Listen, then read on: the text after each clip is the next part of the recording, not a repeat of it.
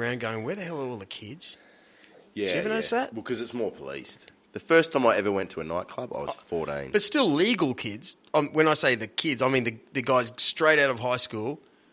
It's rare to see tables of 5 freshly 18-year-old guys.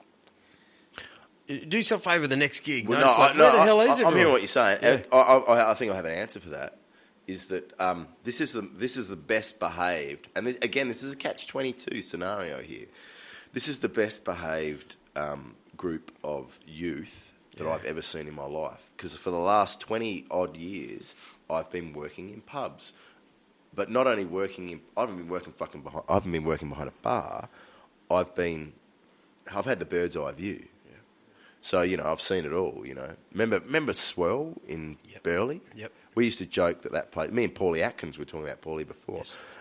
Me and him used to do duo there every week. Swell Tavern in Burleigh, and we used to joke that it was built on a burial ground because every weekend it'd just be fucking mayhem. Right. And it was like Burleigh crew and Palmy crew got together. Probably true too. And then me and Dave, we had got a residency there, Dave Small, every Thursday night. And I ended up canning it because we would just go, this is fucking retarded. Right. Like, dudes, not just fights, but like the blood. And the feeling. Cops rolling up and, and just like... And just a feeling. I get that at a new gig in Surfers Paradise. Fuck it, the Avenue. And they've even had like seance people come in and try and get rid of the spirit. Someone was murdered in there. The new Avenue. We had a residency, a month thing there for like 8 months. Oh, in the band bar? Yes. Which they closed off to the public almost. Yeah. Great. They're really good people, don't get me wrong. Oh, fuck yeah. They tried everything, and they got down to just a few bands. Like, they tried everything. So we were one of the lucky ones. There was us, Agent 77. Well, that was me and Chad. That was our original band. It was Agent 77. We were a duo, me and Chad, Agent 77. Oh, Chad. Yeah, right. Yeah. Which I've never met, but I just... Chad's birthday... It's tomorrow. No, well, he's in New York right now. Wow. Yeah. Well, he'll know this same story. Yeah. There was us, them, and another band, maybe Pink Zinc or something like that. Anyway. Wouldn't have been Chris Stevens?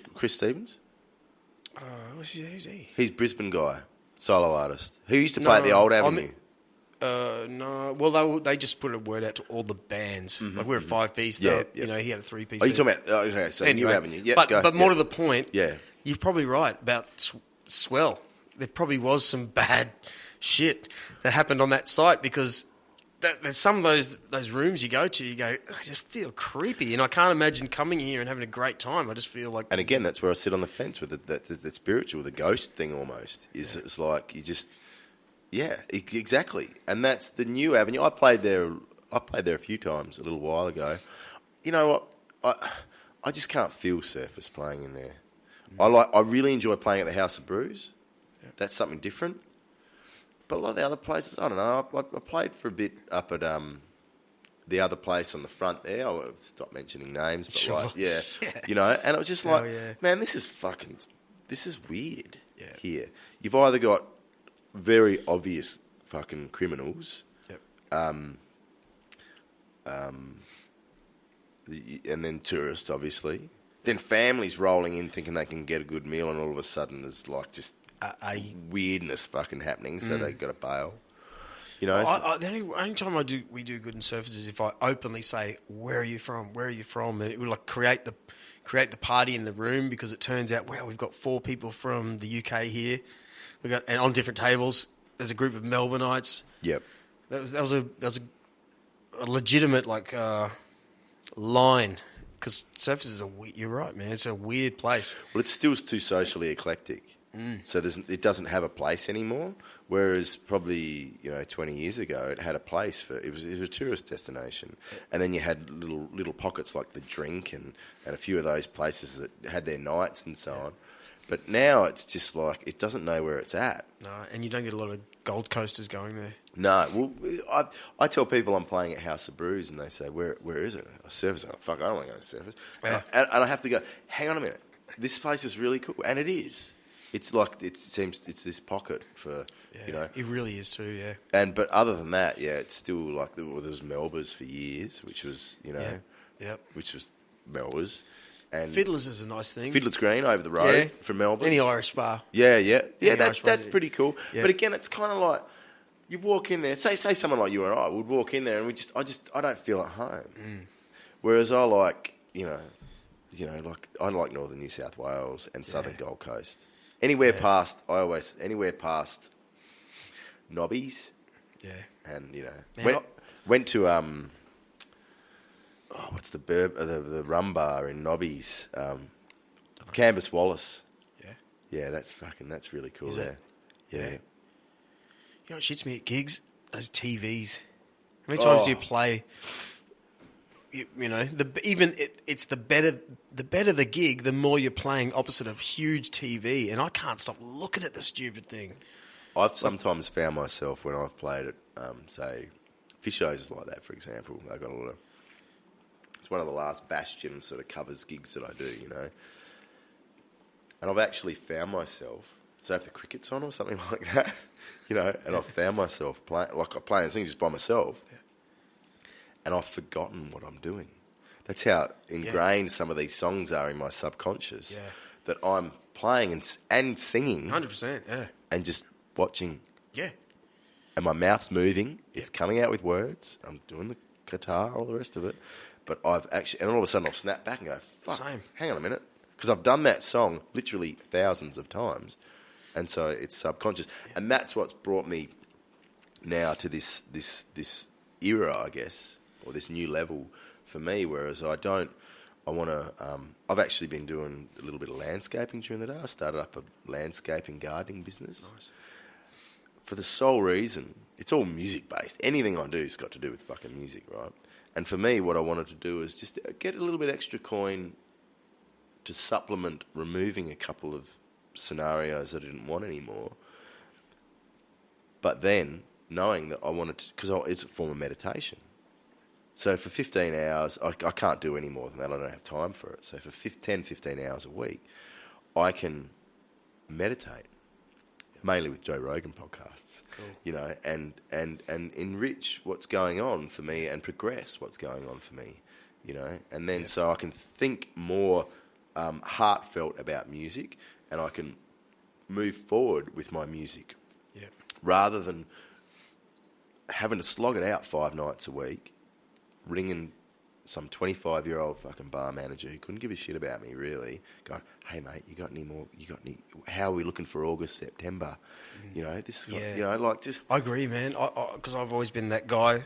I treat the thing... unfortunately, I've never been the one that goes, I'm 100% this, because I endear to people who have some real... Like, you have a landscape thing happening... Hell yeah, man. That means you're a little bit like me and everyone else in this room and you're trying to entertain us. That's a really endearing thing to me personally because have you ever met musicians who are fucking lazy? Like, and they openly say, I don't want to work, I just want to play music. And you go, well, that's clearly not going to work, is it? You're not going to buy a jet ski. Some of the best musicians in the world are entrepreneurial businessmen in other fields. Simple as that. There's a classic example of a few of them. One of them actually is Duff McKagan from Guns N' Roses. And fair enough. Martial artist. Yeah, fair enough. He had coin to chuck in once. He got to a point, where, he was a junkie and all the rest of it. And he cleaned himself up and all the rest of it. But, like, he's a businessman, entrepreneurial businessman, but obviously still music is his passion. It's his heart and soul. Yeah. But what happens is sometimes people just think, well, if I don't... And again, Joe Rogan said this, to bounce back to Joe Rogan. He thought that he couldn't be spiritual and he couldn't meditate because all his idols, like Bill Hicks and Richard Pryor and all these guys, they were junkie fuck-ups. So I had to be a fucking animal to be good at what I do. Right. But that's not the case. You've got to be you as an individual to be actually good at what you do. And for me, being out in a garden...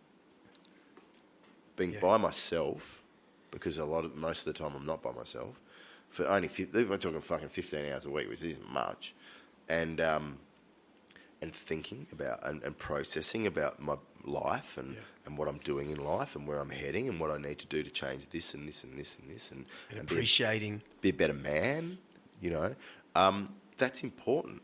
If I was just slogging it out 5 nights a week playing music, I'd end up fucking not sitting down with the guitar. I've sat down with the guitar more in the last 2 months that I've been doing this landscaping thing than what I have in years. Yeah. Because it's all of a sudden, I can, I played last Saturday. You can think about all day. I can't wait to do this thing. Yes, exactly. And it brings and it to you're feeling that. strong too. You've got this something about your bodies that like ignited. Let's look at the fucking 2D version of it. I'm out in the sun. I'm getting the vitamin D and B and Z and all the rest of it, and I'm being a human. But then I can go out at that night, and a few days I got like 12, 13 hour day, but I'm not doing anything that's fucking me up because mentally is what usually gets you, and mentally I'm feeling good. Yeah. So, oh yeah. No, so, I'm yeah, with yeah. you. So I'm like, with you. I love it.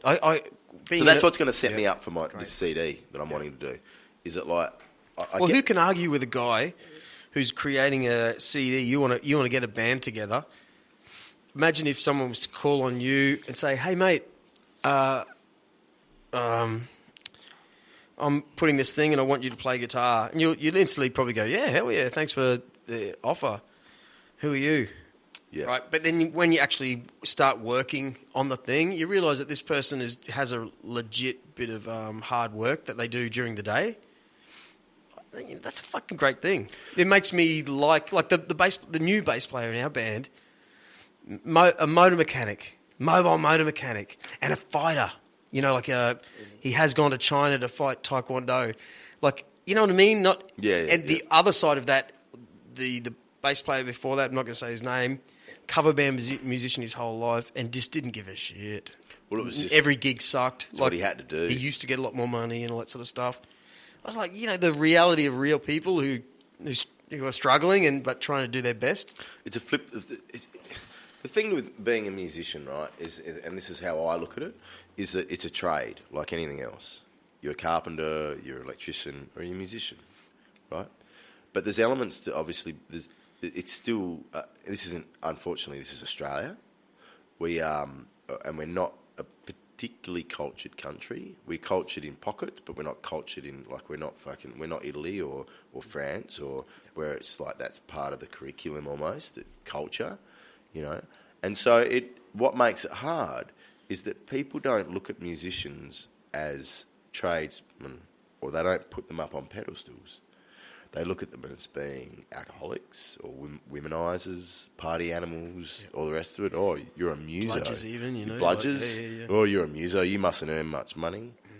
All this kind of shit.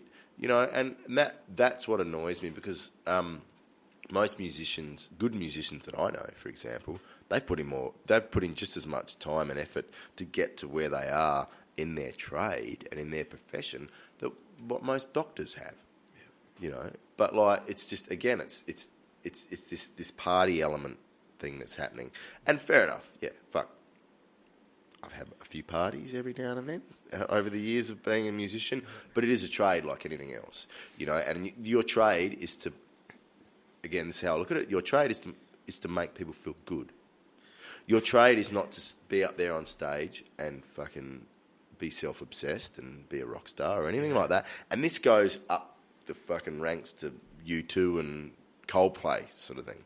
You're there to make people feel good. Yeah. And with your trade to make people feel good. And that's what makes this trade special. But people lose all that in the mix and they think that it's a matter of you just gotta fucking be a rock and roll star and play the stuff and play the covers and do all the rest of it, and then people get disillusioned by the guy you're obviously talking about, that the bass, disillusioned by playing. Fuck, dude, you're playing music for a living. Get over it. Yeah, the way I see it, if an accent's coming that you like, let everyone know you love the accent. Even like bang, bang, bang, bang, bang. That's why I'm here. Is to go, hey, everyone in the crowd, this is the cool part of the song. Don't. every single time. Like what I do, and this has been something that's taken a few years to get together. But every song I loop. So looping is a big part of what I do now. So I have a looper, and then I have an effects processor,